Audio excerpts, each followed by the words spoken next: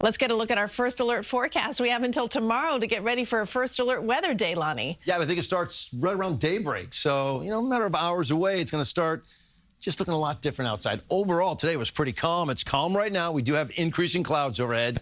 35 degrees right now as you and I speak. So what's the timeline on all of this? 6 a.m. to 10 a.m., that's where things get underway. Rain develops, snow possibly well north and west. 10 a.m. to 5 p.m., that's your heaviest bouts of rain, heaviest bouts of snow at times.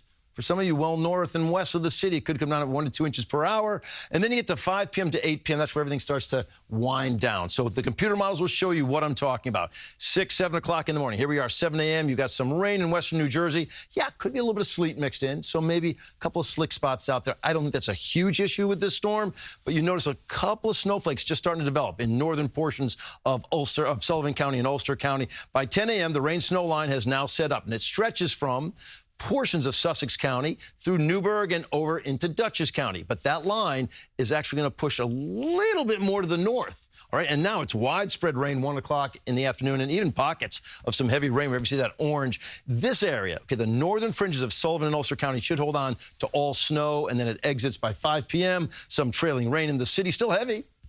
Out around the Twin Forks, and then it's out of here, showing you by 8 p.m. things are starting to clear off to our west, and we'll end up with a better-looking day for Wednesday and for Thursday. But tomorrow is a tough day all across the board. That's why it's a first alert weather day. As far as how much snow, you go 5 to 10 miles outside the city, you could see a trace to an inch, and then a little bit more the farther north and west you travel from the city. But then you get up to that pocket, I'm telling you, Sullivan and Ulster County. And this is where that potential for 4 to 8 inches of snow lies. And we're really confident in what we're putting out there right now because everyone is on board. There's great consensus here. Look at this. The GFS model acknowledges this line as where the snow will be and where the rain will be. So watch this.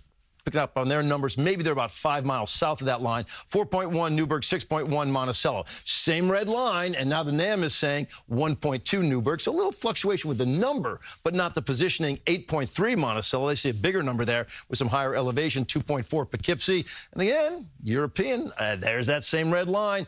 0.2 in Morristown. 3 inches Newburgh, 5.3 Monticello, 4.2 in Poughkeepsie. And the GFS will finish up right here. 5.5 Newburgh, 5 inches Monticello, 5.4 Poughkeepsie. And again, everybody south of that, while you could see some snowflakes out there, it turns to rain. I think even New York City, you may see those errant little snowflakes flying through, but this is going to become a rain event for the city. 40 degrees ends up being your high temperature. That's just too warm to make a snowstorm, KJ, but it's a first alert weather day for some tricky travel out there, and the driving is not going to be pleasant. 39 on Wednesday, you're 40 on Thursday. We bottom you out on Friday, barely getting up to the freezing mark, and then we keep you in the 30s after that. Cold air on the way, but this time the cold air and the moisture are not teamed up for a big blockbuster snowstorm, not in New York City. But we're going to have some cold mornings during this week, coming for up. sure. Yeah, guys, get ready for that. Thank you, Lonnie.